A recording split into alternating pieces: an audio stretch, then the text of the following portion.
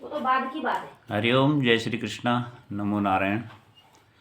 हाँ मित्रों, आज मैं काल पुरुष के आधार पर लगन के मेष लगन में चंद्र शनि के विष दोष के बारे में आपको समझाएंगे कि विष दोष का क्या प्रमाण मिलता है।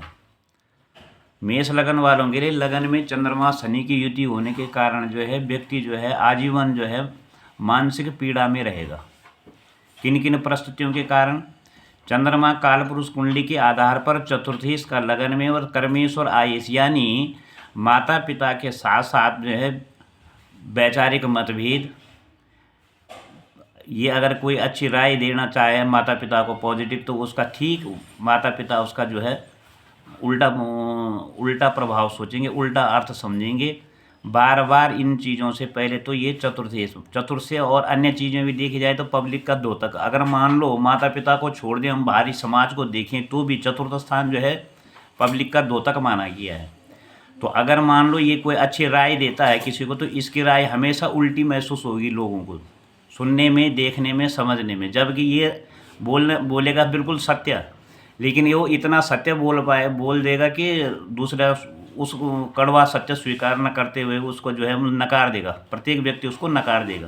पहले घर वाले ही नकारेंगे, फिर समाज भी नकारेगा और लास्ट में परिणाम स्वरूप जो है ये दबू माइंड हो जाएगा और बार बार जैसे कि ये ऐसा सोचेगा कि मैंने पढ़ाई की है कि नहीं की है कि क्या है, मेरा अर्थ मतलब मैं ही गलत हूँ कि समाज गलत है। नंबर एक, ये द्वितीय भाव में आ जाए कुटुंब मान लो यहाँ पर मेष लगन के आधार पर ये तो स्वयं के ऊपर ही सारा दोष मैंने आपको बता दिया कि कर्मेश और चतुर्थेश के आधार पर यहाँ पर इन दो पक्षों को ज़्यादा फिर मेहनत करेगा। आईएएस होकर के चंद्रमा नीचस्थ लगन में है तो आय के क्षेत्र में भी ये ज़्यादा कुछ उपलब्धि नहीं कर पाएगा।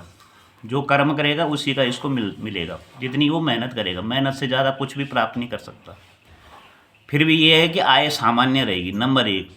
नंबर दो, अगर मान लो यही मेष लगन में द्वितीय भाव में चंद्रमा हो और साथ में शनि हो तो द्वितीय भाव में भी ये वाणी को कर्कश कर देगा, वाणी दोष आ जाएगा। हकला करके बोल सकता है या अगर नहीं भी हकलाएगा तो बोलेगा तो वो दूसरे को बहुत बुरा लगेगा। ठीक है, तो यहाँ पर द्वितीय भाव में भी ये ज़्यादा ये कुटुंब का मतलब कि कारक ना होते हुए भी मतलब कि वाणी का दोष जो है यहाँ पर चंद्रमा शनि वाणी के ही द्वारा ये यहाँ पर नुकसान व्यक्ति को उठाना पड़ेगा और परिवार के चक्कर में पारिवारिक परेशानियाँ इसको आजीवन घेरी रहेगी। यही अगर योग जो है चंद्र शनि का अगर तृतीय भाव में बने, तीसरे स्थान में, ठीक है, मिथुन राशि में, तो यहाँ पर जो है ये जो संतान से, भाई बहनों से और अपने पिता से विशेष करके ये वैमनस्यता बना रहेगा आजीवन। और यहाँ तक कि 1 2 3 4 हाँ 10 12वीं यानी ये व्यक्ति हमेशा घर से बाहर रहेगा।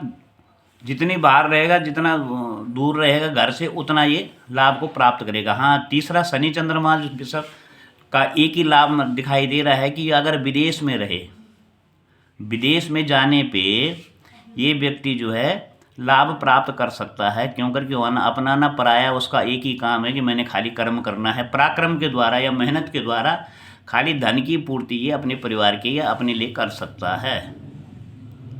ओम शांति। आज तो प्रथम, द्वितीय और तृतीय भाव पे हमने आज चर्चा की है। शेष चतुर्थ से द्वादश भाव तक की चर्चा हम कल करेंगे। धन्यवाद। जय श्री कृष्णा। सुनना उसको कैसा होता है?